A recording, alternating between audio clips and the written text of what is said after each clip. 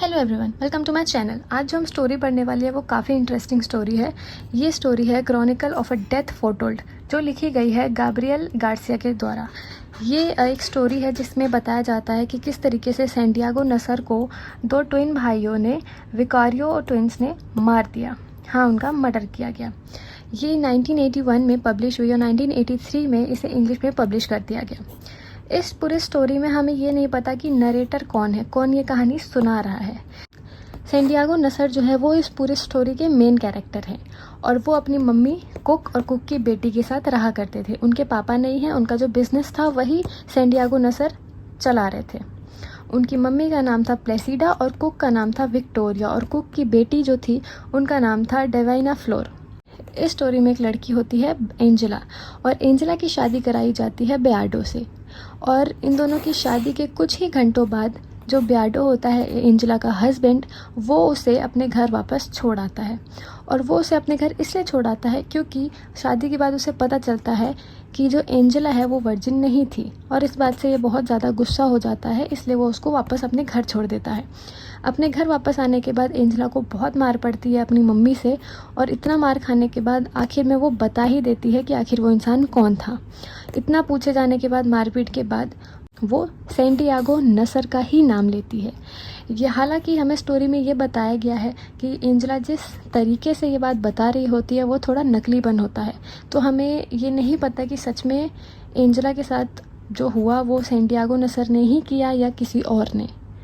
इस बात की कोई भी कंफर्मेशन इस पूरे स्टोरी में नहीं है हमारे पास। एंजेला के जो दो भाई थे, पाब्लो एंड पेड्रो, ये दोनों काफ़ी अच्छे इंसान माने जाते थे। गांव वाले इसे अच्छा इंसान मानते थे, लेकिन इन दोनों को सैंटियागो नसर के ऊपर बहुत ज़्यादा गुस्सा आया क्योंकि उनकी बहन घर वापस आ चुकी है और एक तरह से इनकी बहुत ज़्यादा इंसल्ट हुई है। ये सैंटियागो के ऊपर इतना गुस्सा थे कि इन्होंने सोचा कि अब सैंटियागो नसर ज़िंदा नहीं रह सकता, उसे ज़िंदा रहने का कोई भी हक नहीं है। पाब्लो एंड पेड्रो चले जाते हैं नशे करने। वो थोड़ा ड्रिंक कर लेते हैं, वो नशे में नाइफ़ की दुकान पे जाते हैं। नाइफ़ की दुकान पे जाके वो अपने जो चाकू होता है उसका जो धार होती है उसे वो तेज़ कराते हैं ताकि वो सैंटियागो नसर को उससे मार सके। पाब्लो और पेड्रो ये बात धीरे धीरे काफ़ी लोगों को ये बता देते हैं कि वो जाके सैंटियागो नसर का मर्डर करने वाले हैं। हालांकि पूरे गांव को ये बात धीरे धीरे पता चल गई, पूरे गांव में ये बात फैल गई, लेकिन किसी ने भी सैंटियागो नसर को ये बात नहीं बताई। हालांकि पाब्लो और पेड्रो ने पूरे गांव में ये बात बता दी थी कि वो इसका मर्डर करने वाले हैं, लेकिन किसी ने इनकी बात पे भरोसा नहीं किया। कुछ को ये लगा कि ये तो बहुत अच्छा इंसान है, ये ऐसा कर ही नहीं सकते। कुछ को ये लगा कि ये लोग नशे में धुत होकर झूठ बोल रहे हैं। कुछ तो चाहते थे कि सैंटियागो का मर्डर हो जाए, और कुछ लोगों को लगा कि हम इस मामले में क्यों ही पड़े, क्यों ही हम फंसे जाके। यहाँ पे एक और कैरेक्टर होता है क्लोटाइल्ड। ये एक लड़की होती है और ये बहुत ज़्यादा कोशिश करती है कि कैसे न कैसे सैंटियागो नसर को पता चल जाए कि पाब्लो और पेड्रो इसका मर्डर करने वाले हैं। ये यहाँ तक कि पुलिस को भी खबर करती है, और कैसे न कैसे करके पुलिस इन दोनों का चाकू जब्त कर देती है। लेकिन फिर भी ये दोनों हार नहीं मानते।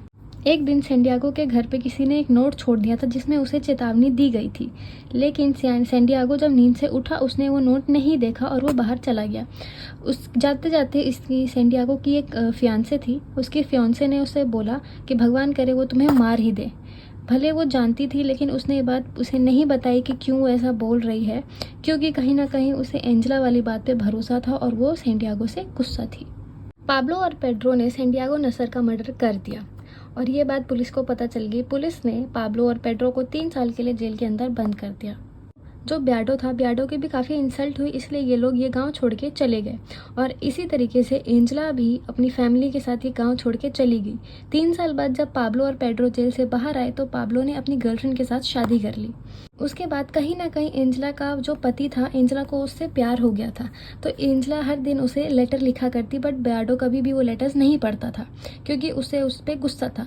लेकिन कुछ टाइम बाद ही बेयार्डो को भी ये रियलाइज़ हुआ कि उसे एंजेला से प्यार है, तो इन दोनों की शादी दोबारा से हो गई और ये दोनों खुश रहने लग गए। अब अगर हम देखें Chronicle of a death foretold का मतलब क्या है, वैसे क्रॉनिकल का मीनिंग होता है हिस्ट्री, लेकिन यहाँ पे सेंटेंस का मतलब है कि एक ऐसा डेथ जिसके बारे में सबको पता था बट किसी ने भी उसके बारे में नहीं बताया। So thank you for watching this video. अगर ये वीडियो थोड़ा भी आपके लिए हेल्पफुल था तो प्लीज़ कमेंट सेक्शन में बताना, और अगर आपको कोई और स्टोरी चाहिए so let me know in the comment section.